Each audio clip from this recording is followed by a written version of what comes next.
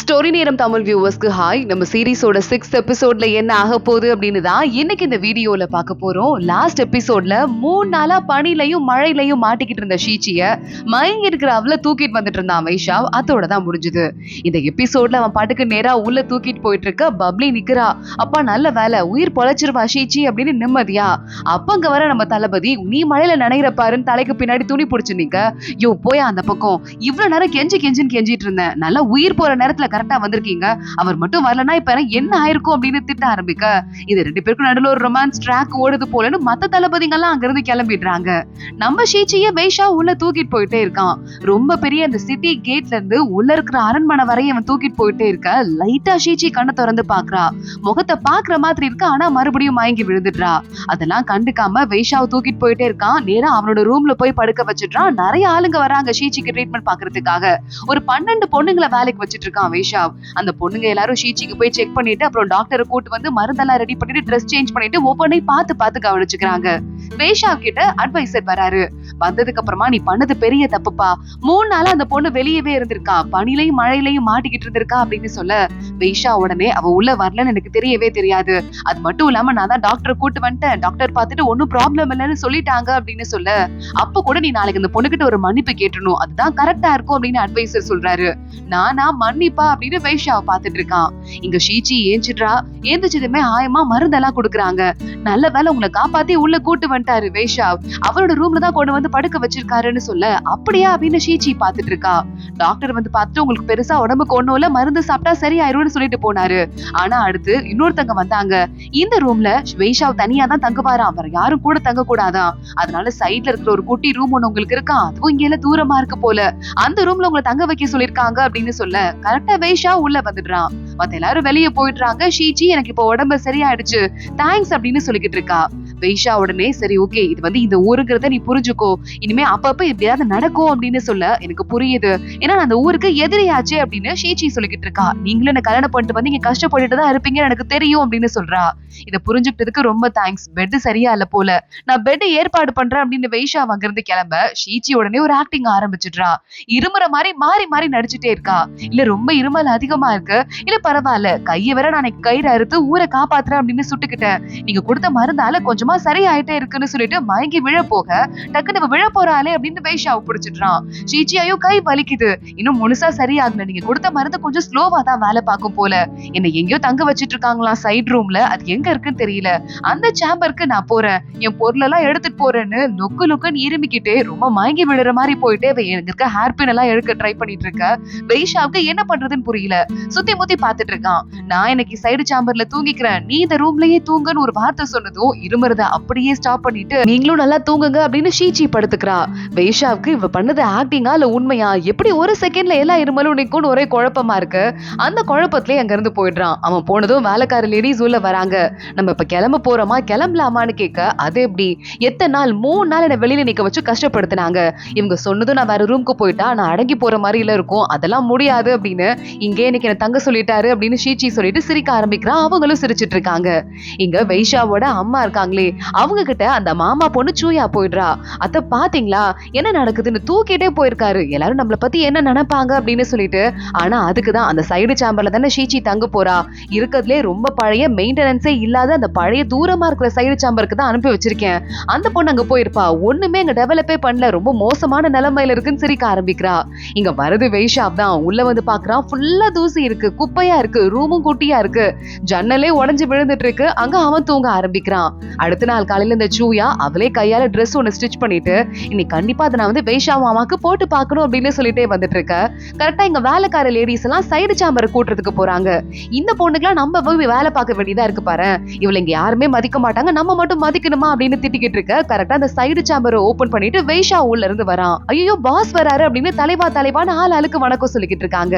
இன்னொரு பக்கம் நேரா அந்த சூயா போயிட்டு வைஷா ரூம்ல இருந்து வருவான் ட்ரெஸ்ஸோட வெயிட் பண்ணிட்டு இருக்க. அங்க நம்ம ஷீச்சி தான் வரா. 2 பேரும் ஒருத்தங்க பாத்துக்கிறாங்க. சூயா வந்து எல்லாத்தையும் வைஷாவோட அம்மா கிட்ட போட்டு கொடுத்துற, இது சும்மாவே விடக்கூடாது, என்ன அநியாயதுன்னு கண்டபடி கத்த ஆரம்பிக்கிறா அவங்க அம்மாவும். இங்க அணை கட்டுறதுக்கான வேலை ஸ்டார்ட் ஆக ஆரம்பிக்குது.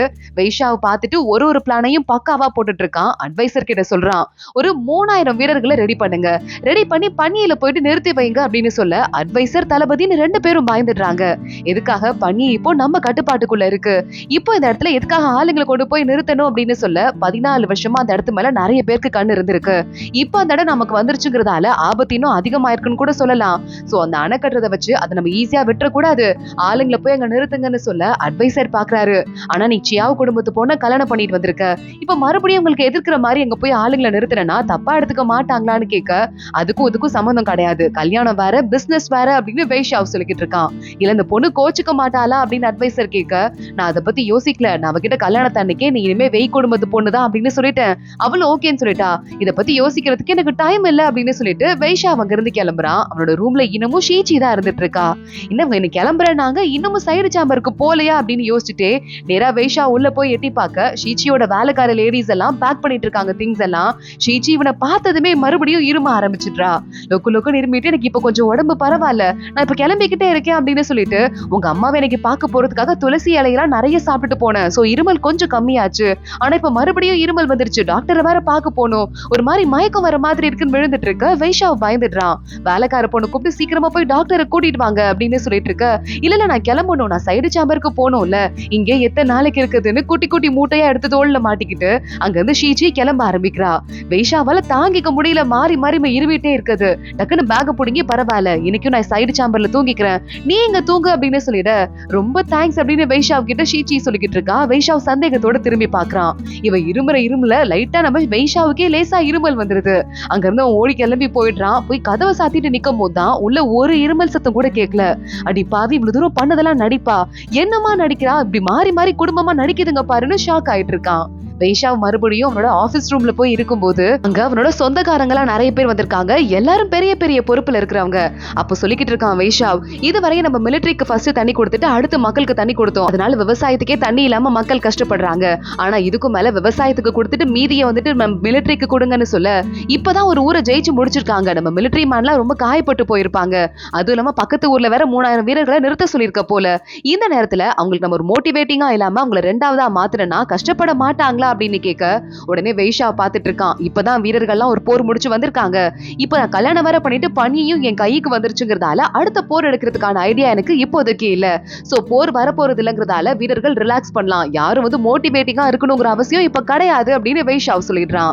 நீ என்னதான் இருந்தாலும் எதிரி போன கல்யாணம் பண்ணிட்டு வந்திருக்க, இது ஒரு அரசியல் கல்யாணங்கிறதால அவளுக்கும் உனக்கு குழந்தை பிறக்கிறதுங்கிறது ஒரு முடியாத காரியமாவே இருக்கு, நடக்காதுன்னு கூட வச்சுக்கோ, அதனால நம்ம என்ன பண்ணலாம், உனக்கு சீக்கிரமா இன்னொரு துணை மனைவியை ஏற்பாடு பண்ணிடலாம், அந்த பொண்ணை நீ கல்யாணம் பண்ணிட்டு நமக்கு சீக்கிரமா வாரிசை பெத்து கொடு, அப்பதான் எங்களால நிம்மதியா இருக்க முடியும்னு சொல்ல, உடனே வைஷாவ் பாக்குறான். வாரிசு இருந்தாதான் நிம்மதியா இருக்க முடியுமான்னு கேக்குறான். ஏன்னா வாரிசு இருந்தா வைஷாவ் தேவையில்லை இவங்களுக்கு, அடுத்த வாரிசை இவன் கைக்குள்ள வச்சுக்கலாம் அப்படின்னு இந்த பெரிய மாமா பிளான் பண்ணிக்கிட்டு இருக்கான்.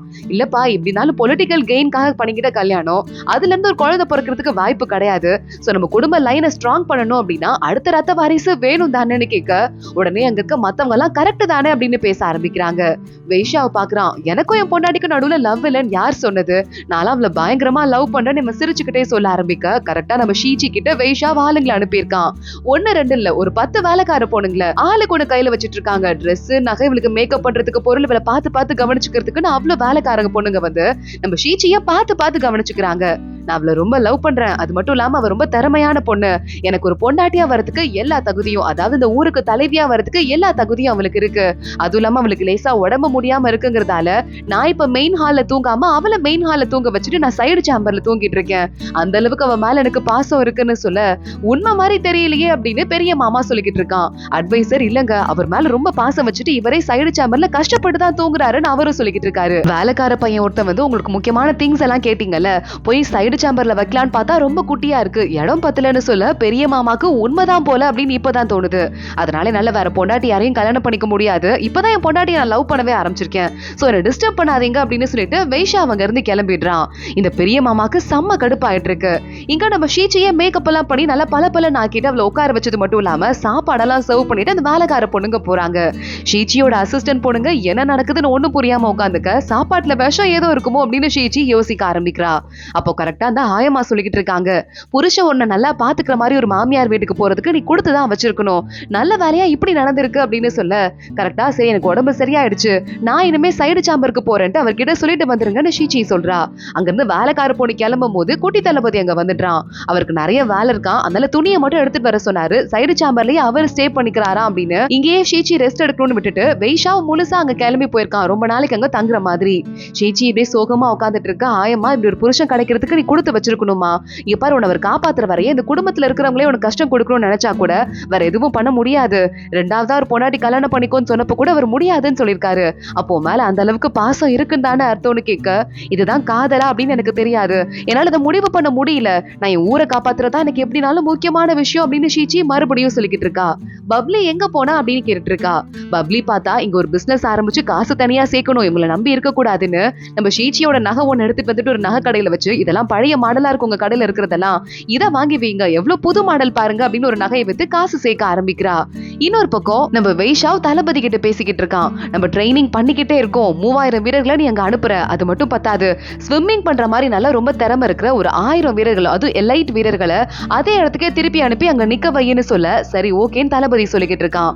இங்க அந்த லூயன் இருந்தால, அதான் நம்ம ஷீச்சியை கல்யாணம் பண்ணிக்க வேண்டிய முறை பையன், அந்த பையனோட ஊரை காட்டுறாங்க. அந்த அங்கிள் உட்காந்துட்டு பண்ணி தான் நம்ம ஷீச்சிக்கு சீதனமா கொடுக்க போறாங்கன்னு தெரிஞ்சிருந்தா நான் வந்து அவள்கிட்ட உன்னை நல்லாவே பழக விட்டுருப்பேன், ஆனா என்ன பண்றது தெரியாம போயிடுச்சு, நம்ம அவளை மட்டமா ட்ரீட் பண்ணிட்டோம், இப்ப பார்த்தா பண்ணி கம்ப்ளீட்டா அந்த வைஷாவோட கண்ட்ரோலுக்கு போயிடுச்சு, அது மட்டும் இல்லாம வைஷாவை நம்ம அட்டாக்கே பண்ண முடியாத மாதிரி திரும்பி கூட்டு வர முடியாத மாதிரி ஆளுங்களை நிறுத்தி வச்சிட்டு இருக்கான், என்ன செய்யறதுன்னு பாக்கலாம். அந்த அங்கிள் கிளம்பி போக லூயன் பயங்கரமா கடுப்பாயிட்டு இருக்கான்.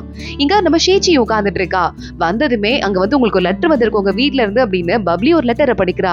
உன் புருஷன்கிட்ட நல்லா நடந்துக்கும், நிறைய குழந்தைங்களை பெத்துக்கும், நல்லபடியா வாழ்க்கையை ஆரம்பி அப்படின்னு உங்க பெரியப்பா எழுதியிருக்காரு. என்னது இது நார்மலா எழுதி வச்சிட்டு இருக்காருன்னு கேட்க ஷீச்சி சொல்றா, நார்மலா எழுதல, இப்ப வந்து ஆளுங்களை எல்லாம் நிறுத்தி வச்சிருக்காருல வைஷா, எங்க அவங்களை அட்டாக் பண்ணிடுவாங்களோன்னு பெரியப்பா பயப்படுறாரு, அதனால நல்லபடியா பாசத்தை காட்டி என்னால வச்சு அவரை எவ்வளவு மயக்க முடியுமோ அந்த அளவுக்கு மயக்க சொல்லியிருக்காரு அப்படின்னு ஷீச்சி சொல்லிட்டு சரி அதுதானே நம்ம வேலையும் அப்படின்னு சொல்லிக்கிட்டு இருக்கா. இங்க வைஷா கிட்ட மறுபடியும் அந்த அங்கிள்ஸ் எல்லாம் வந்துடுறாங்க. வைஷாவோட ஆபீஸ் ரூம்க்கே வந்து திட்ட ஆரம்பிக்கிறாங்க, அந்த பொண்ணை எப்படிப்பா நம்ம நம்ப முடியும், முழுசா எப்படி நம்ப முடியும் அப்படின்னு சொல்லிட்டு. ஷீச்சி கரெக்டா அப்பதான் வைஷாவுக்கு சாப்பாடு கொண்டு வரலான்னு வெளியே வந்து நிக்கிறா. வைஷாவை கத்த ஆரம்பிக்கிறான், என்ன நினைச்சிட்டு இருக்கீங்க, நேத்து மெயின் ஹால்ல உட்கார்ந்துட்டு இருந்தோம், அங்க நீங்க எல்லாம் என்னோட சொந்தக்காரங்க, அதனால என் பொண்டாட்டிய பத்தி நீங்க தப்பா பேசினதுக்கு நான் பதில் மட்டும் சொல்லிட்டு விட்டுட்டேன், ஆனா இது என்னோட ஆபீஸ் ரூம், அப்படி பார்க்கும்போது நான் எங்க தலைவன், நீங்க எல்லாருமே எனக்கு கீழே இருக்கிறவங்க, இப்ப என் பொண்டாட்டிய பத்தி அதாவது இந்த ஊரோட தலைவியை பத்தி எவ்வளவு தைரியம் தான் மட்டமா பேசுவீங்க, அவளை பத்தி யாரும் மட்டமா பேசக்கூடாது புரிஞ்சுக்கோங்கன்னு கத்த ஆரம்பிச்சிடுறான். செம்ம ஸ்வீட் இல்ல அப்படின்னு பக்கத்துல இருக்கிற பப்ளி சொல்ல முறைச்சுக்கிட்டே ஷீச்சி நிக்க ஆரம்பிக்கிறா. கரெக்டா அப்போ அசிஸ்டன்ட் வந்து பாத்துட்டான், நேரா உள்ள போயிட்டு மேடம் சாப்பாடு கொண்டு வந்திருக்காங்க உங்களுக்குன்னு சொல்ல, பரவாயில்லையே புதுசா கல்யாணம் ஆனவங்கன்னா இப்படிதான் அன்பா இருப்பாங்க போலன்னு மத்த சொந்தக்காரங்க எல்லாம் பேசிட்டு இருக்காங்க, அவளை கூட்டிட்டு வா அப்படின்னு வைஷாவ அசிஸ்டன்ட பார்த்து சொல்ல, நீங்க தான் பொண்ணுங்க யாரையும் இங்க விடக்கூடாதுன்னு சொல்லிருக்கீங்க, நான் கூட்டு வர மாட்டேன், கூட்டு வந்தா எனக்கு சம்பளம் கம்மி ஆயிடும்னு சொல்ல, நானே போய் அவளை கூட்டு வரேன் அப்படின்னு வைஷா வெளியே போறான். வேணும்னே எங்க சாப்பாடை கூட கண்டுக்காம ஷீச்சியோட கையை பிடிச்சி இழுத்துட்டு உள்ள வந்துட்டு, இவங்க எல்லாமே நம்ம சொந்தக்காரங்க தான், சோ ரொம்ப மரியாதை எல்லாம் கொடுக்கணும்னு அவசியம் கிடையாது, நல்லா கவனிச்சுக்கோ அப்படின்னு ஷீச்சியை இன்ட்ரோடியூஸ் பண்ணி வைக்க அட்வைசர் பாக்குறாரு. தலைவி வணக்கம் அப்படின்னு ஒரு வணக்கத்தை போடுறாரு, எல்லாரும் வணக்கம் போடுறாங்க. ஷீச்சி கையை புடுங்கிட்டு அவளும் எல்லாருக்கும் சேர்த்து ஒரு வணக்கத்தை போடுறா. என்னது நல்லா ட்ரெஸ் பண்ணிட்டு வர மாட்டியா, குளிருதுல அப்படின்னு கேட்டு ஒரு கோட்டை கொண்டு வர சொல்லி வைஷா ஷீச்சி மேல போத்தி விடுறான். இந்த அங்கிள்ஸ் எல்லாம் வாய மூடணுங்கிறதுக்காக அவங்களும் ஷாக் ஆயிட்டு சரி சரி பலனாயி புத்தம் புதுசா வந்திருக்காங்க, இவங்களை தனியா இருக்க விடலான்னு எல்லாரும் அங்க இருந்து கிளம்பி போயிடுறாங்க. அட்வைசரை பார்த்து வைஷா லுக்கு விட அட்வைசரும் அங்க இருந்து அசிஸ்டன்டோட கிளம்பி போயிடுறாரு. ஷீச்சிக்கு ஒண்ணுமே புரியல. வைஷா பக்கத்துல போய் நின்னுட்டு, இத்தனால உங்க மெயின் ரூம்ல என்ன தங்க விட்டுருந்தீங்க, இதுக்கும் மேல நான் வந்துட்டு சரியாயிட்டேன், நீங்க இன்னைக்கு நைட் உங்க ரூம்க்கு வந்துருங்க, நான் கிளம்பி போயிடுறேன்னு சொல்ல வைஷா ஓகே ஓகே பாத்துக்கலாம் அப்படின்னு சொல்லிட்டு அமைதியா நிக்கிறான். ரொம்ப நேரம் ஆகுது, வைஷா கிளம்புறான். அப்பதான் அவன் கூட சேர்ந்து ஷீச்சியும் கிளம்பிட்டு இருக்கா. போகும்போது ட்ரெஸ்ல அவளுக்கு வந்து ட்ரெயின் ரொம்ப பெருசா இருக்கு, அதை தூக்கிட்டு தண்ணியா மழை பெஞ்சிருக்கேன்னு சொல்லிட்டு அதுல நடக்க முடியாம கஷ்டப்பட்டு இருக்க. வைஷாவை பாக்குறான். டக்குன்னு ஓடி வந்து தண்ணி நிறைய இருக்குன்னு அவளை ஒரே தூக்கிட்டு அங்க இருந்து நேரா கூட்டு வந்து மெயின் இடத்துல இறக்கி விட்டுறான். இங்க இருந்து போ அப்படின்னு. ஷீச்சியே பார்த்து ஒரு செகண்ட் ஷாக் ஆயிடுறா. மறுபடியும் பின்னாடி குடுன்னு ஓடிக்கிட்டு இருக்கா. ஆனா இங்க மறுபடியும் நம்ம ஷீச்சி வந்து உட்காந்துட்டு வைஷாவை தூக்கிட்டு வந்ததை பத்தி லைட்டா ரொமான்டிக்கா பத்தி யோசிச்சு சிரிச்சுக்கிட்டு இருக்கா. வெக்கத்துல அவளுக்கு முகம்லாம் செவந்திருக்குன்னு வேலைக்கார பொண்ணு சளி எதுவும் புடிச்சுக்குச்சான்னு கேட்க இல்ல அப்படின்னு சமாளிக்கிறா. இல்ல சார் தூக்கிட்டு வந்ததுல மேடம் வெக்க போட்டுட்டு இருக்காங்க அன்னைக்கு மாதிரியே அப்படின்னு சொல்ல அன்னிக்கா என்னைக்குன்னு ஷீச்சி கேக்குறா. அவளுக்கு ஞாபகமே இல்ல. இப்ப அவங்க சொன்னதுக்கு அப்புறம் தான் ஊருக்குள்ள முதல் நாள் வந்தப்ப வைஷாவை தூக்கிட்டு வந்தது ஞாபகம் வருது. இப்ப யோசிச்சு பார்க்கும்போது லேசா அவனோட முகம் கூட ஞாபகம் வர மாதிரி இருக்கு. நான் தான் தப்பா நினைச்சிட்டேன் போல. அதனாலேயே பழி வாங்கணுங்கிறதுக்காக இந்த மெயின் ரூம்ல நான் தங்கிட்டு சைடு ரூம்ல தங்க விட்டுருக்கேன். நான் பண்ணது ரொம்ப தப்பா அப்படின்னு கேட்டுட்டு இருக்க. அப்போ ஆள் உள்ள வராங்க. வேகமா கதவை திறந்தா குட்டி அசிஸ்டன்ட் தான் வந்திருக்கான். தளபதி வந்துட்டு நீங்க ட்ரெஸ்லாம் நிறைய நனைஞ்சு போச்சு அப்படின்னு சொல்லிட்டு உங்களுக்கு துணி எல்லாம் கொடுத்துட்டு வரதுக்காக என்கிட்ட சொல்லிவிட்டாரு வைஷாவ். அது மட்டும் இல்லாம நீங்க துக்கம் அனுஷ்டிக்கிறீங்கிறதால உங்களுக்கு லைட் கலர் ட்ரெஸ்ஸா கொடுக்க சொன்னாருன்னு சொல்ல ஷீச்சிக்கு வைஷாவ் மேல பாசம் அதிகமாயிட்டே இருக்கு. சிரிக்க ஆரம்பிக்கிறா. அடுத்த நாள் காலையில மறுபடியும் கிளம்பி இந்த சைடு சாம்பர் முன்னாடி போய் நின்னுட்டு இருக்கா. வேலைக்கார பொண்ணுங்க எல்லாம் இன்னும் கூட நம்ம ஷீச்சியே கொஞ்சம் நக்கலாவே பேசிட்டு இருக்க. வைஷாவ் கதவை திறந்துட்டு வெளியே வரான். வந்து இவ எதுக்கு இங்க வந்திருக்க, இவ்வளவு காலங்காத்தால ரெஸ்ட் எடுக்க வேண்டியதானே அப்படின்னு வைஷாவ் கேட்க நீங்க நேத்து கோட்டு கொடுத்தீங்க அதை கொடுத்துட்டு போலான்னு வந்தேன் அப்படின்னு வைஷாவ் கிட்ட சொல்றா ஷீச்சி. அந்த கோட்டை வாங்கி மறுபடியும் வேலைக்காரங்க முன்னாடி வேணும்னே இவளை பத்தி யாரும் தப்பா பேசிடக்கூடாது எனக்கு அவ்வளவு முக்கியம் அப்படிங்கிற மாதிரி போத்தி விட்டுட்டு நீ என்னை பத்தி ஒன்னும் கவலைப்பட வேண்டாம், முதல்ல ஒன்ன பாத்துக்கோ, நான் இங்க தங்கிக்கிறேன் அப்படின்னு வைஷாவ் கிளம்பி போயிடுறான்.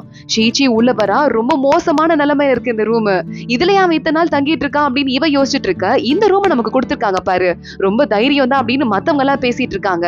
கரெக்டா அப்பன்னு பார்த்து ஷீச்சி இந்த ரூமை கம்ப்ளீட்டா நம்ம மாத்துறோம். ஆனா என்ன வேற ஆளா தானே இந்த வேலைக்கார பொண்ணுங்க பாக்குறாங்க, நான் ஏன் கிளீன் பண்ணணும், அந்த பொண்ணுங்களே கிளீன் பண்ண விடு அப்படின்னு சொல்ல உடனே மத்தவங்களும் சிரிச்சுட்டு கூட்டு வர போறாங்க. வைஷாவுக்கு சாப்பிட என்னெல்லாம் பிடிக்கும்னு யோசி, அது மட்டும் இல்லாம எப்படியாவது விசாரிச்சுட்டு வா அப்படின்னு சொல்ல பப்ளி நேரா போயிட்டு நம்ம தளபதி கிட்ட வைஷாவ் என்னெல்லாம் சாப்பிடுவாருன்னு கேட்க நானும் அவரும் ஒன்னதான் சாப்பிடுவோம், நான் என்ன சாப்பிடுறனோ அதுதான் அவரும் சாப்பிடுவாரு, டிராவல் பண்ணிட்டே இருக்கும் போது கிடைக்கிறதெல்லாம் சாப்பிடுவோம் அப்படின்னு சொல்ல சரி நீ என்ன சாப்பிடுவ அப்படின்னு கேக்குறா. தளபதியும் சொல்லிக்கிட்டு இருக்கான். தளபதி எதுக்கு இந்த பொண்ணு வந்து எல்லாத்தையும் எனக்கு என்னெல்லாம் பிடிக்கும்னு கேட்டுட்டு இருக்கான்னு தெரியலையேன்னு சொல்ல அடுத்த தளபதி அந்த பொண்ணு உன்னை லவ் பண்றா போல அப்படின்னு 2 பேர்ட்ட ஏத்தி விட்டுட்டு அங்க இருந்து போயிடுறான். மத்த 2 பேரும் எனக்கு என்னவோ அப்படி தோணலன்னு அங்க இருந்து கிளம்புறாங்க. ஷீச்சிக்கு தெரிஞ்சிருது இப்ப என்னெல்லாம் வைஷாவுக்கு பிடிக்கும்னு பப்ளி வந்து லிஸ்ட் கொடுத்துடுறா. சாப்பாடு ரெடி பண்ண சொல்லுங்க அப்படின்னு நம்ம ஷீச்சி சொல்லிடுறா. இவன் மறுபடியும் நம்ம வைஷாவ் நைட்டு ரூம்க்கு போய் பார்க்க ரூமே ஓட்டு மொத்தமா மாறிடுது. மனுஷன் வாழ்ற மாதிரி ரொம்ப பக்காவா இருக்கு. இவனுக்கு பிடிச்ச சாப்பாடெல்லாம் இருக்கு. இதெல்லாம் யார் ஏற்பாடு பண்ணதுன்னு வைஷாவ் கேட்க நீங்க இங்க கிளம்பினதுக்கு அப்புறமா ஷீச்சி வந்தாங்க, அவங்க தான் பார்த்து ஒன்னொன்னா ஏற்பாடு பண்ணாங்கன்னு அசிஸ்டன்ட் சொல்ல வைஷாவ் லேசா சிரிச்சுட்டே இன்னும் நான் வந்துட்டு என் பாட்டியை பக்கத்து கூட்டு போலல, நாளைக்கு அவளை கூட்டு போறேன்னு சொல்லு, அவளை ரெடியா இருக்க சொல்லுன்னு சொல்ல உடனே நம்ம வைஷாவோட அசிஸ்டன்ட் ஓகேன்னு ஓடி போறான். ஷீச்சி வைஷாவோட பாட்டியை பாக்குறதுக்காக அடுத்த நாள் நர்வஸா நின்னுட்டு இருக்கா. வைஷா வரான். ஷூலாம் ரெடி பண்ணி வச்சிட்டு இருக்கா பாட்டிக்கு கிஃப்ட் பண்றதுக்காக.